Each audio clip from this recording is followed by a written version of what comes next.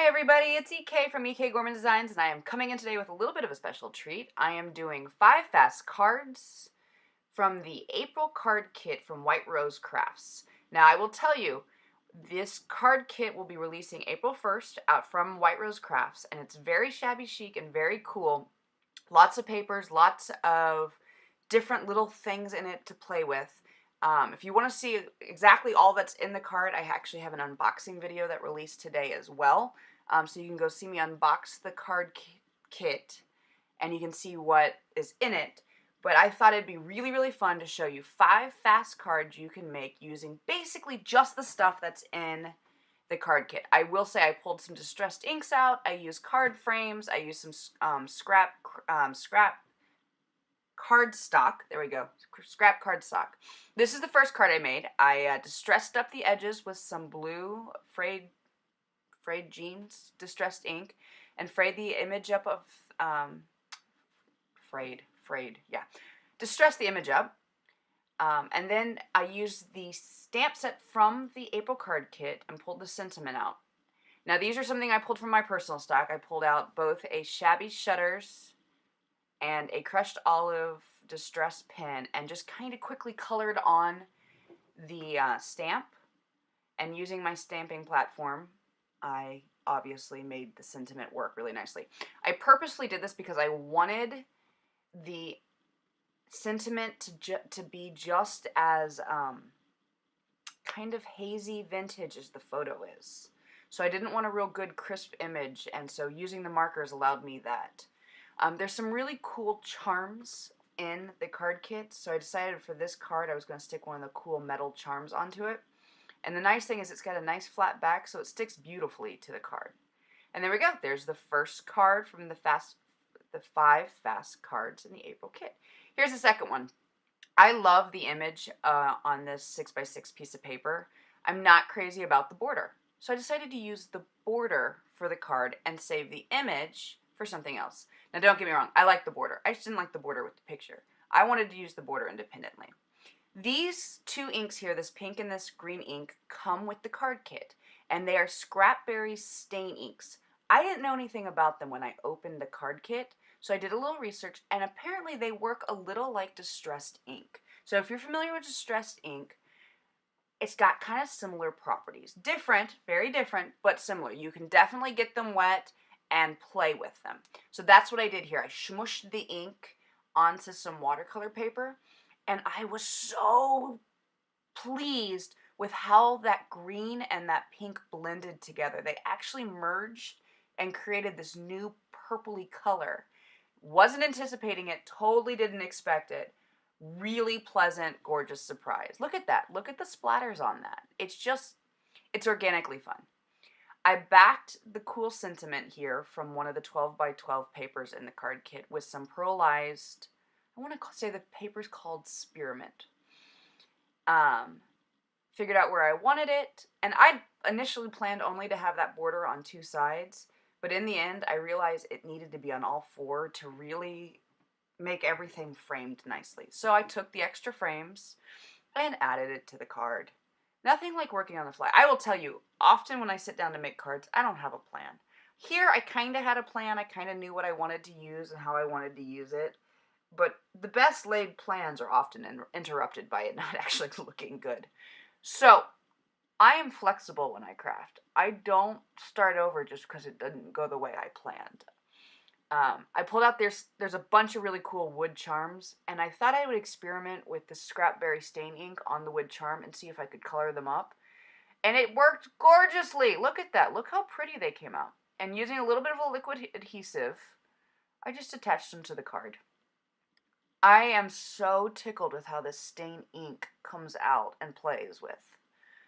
There is the second card. Again, simple but really pretty. I like the bold colors that it comes up with. Here is our 3rd card. We're on our 3rd card. And I pulled out some of this pearlized paper. And I want to say the paper's called Haystack. That's the color. It's really this beautiful pearlized buttercream color. I distressed it up with some distress inks. And did the same thing again with this image. Now this image also comes from the 12 by 12 piece of paper in the card kit that's all toppers. So when you cut them up, it becomes individual little images. I pulled out the pink stained ink and just was totally like, okay, we're going to try it. It's worked so well in so many other ways. Let's see if we can blend the stain ink onto paper. And look how lovely it came out. And that pink is hot. That is a really bold, bright pink. But when you blended it onto the pink cardstock, it ended up being really subtle and nice. I was really pleasantly surprised with how it blended. Now I'm pulling up the corners to see where I could put a heart, and that first corner wasn't going to be it. These little heart papers come in the card kit, and they come in a variety of colors. And I pulled 2 of them out. Plus these little flowers are also in the card kit. And I love that they're on wire so you can move them around and adjust them how you want. I'd initially planned, again, best laid plans often interrupted. I initially planned to lay the lace under the image and let it peek out, and then I forgot to put it on. So on the fly, I tried putting it over the photo and loved it. For a sentiment, I pulled out Tim Holtz. Oh, they're not called Chit Chat. Maybe they are. Anyway, they're some of his sentiment stickers. And found one that said, "No beauty shines brighter than that of a good heart," and thought it was the perfect sentiment for this card. And added it to the card frame. It didn't stick great to the lace, but with a little liquid adhesive, it stuck great. And there you go. There is the, I want to say we're up to the 3rd card. This is the 3rd. I have really bad memory, so I'm not going to be able to count. From the moment I saw this patchwork paper, the 6x6 patchwork paper, I knew I wanted to make a shaker card out of it. Here's the deal. I am not a good shaker card maker. I may be, hands down, the world's worst shaker card maker. For reasons I don't fully understand, I continue trying to make shaker cards. Not any good at it. I'm terrible at it. You're going to see that I'm terrible at it. But the good news is you can see that you, who probably are a very good shaker card maker, can make a shaker card, unlike me. I know everything I'm supposed to do to make a shaker card. I'm not any good at it. They just don't come out right. I really need to give up the ghost on this one and accept I can't do it. I keep making them. I keep hoping that someday I'm going to be good at it. Oh, here's the other thing. After I started making the shaker card, I discovered I don't have any 3D dimensional tape. Completely out. Completely out. Didn't have time to run to the store. So what I ended up doing was taking 8 sheets of cardstock and gluing them together to make the dimensional layer inside the card. So there you go. There's my poorly made shaker card. However, it's the right idea. It's absolutely the right idea. And the sparkle blend sequins that come in the April card kit match the paper gorgeously. Look how beautiful those sequins are inside the card. I added a few of these flower adhesive rhinestones to the card. And that's it. Simple shaker card. And if you're good at making shaker cards, you're going to do so much better than me because I'm not good at it. Here we are moving on to our final card from the 5 Fast cards. And I stamped the florals out from the stamp set that comes in the card kit and pulled out another piece of paper, distressing the edges again.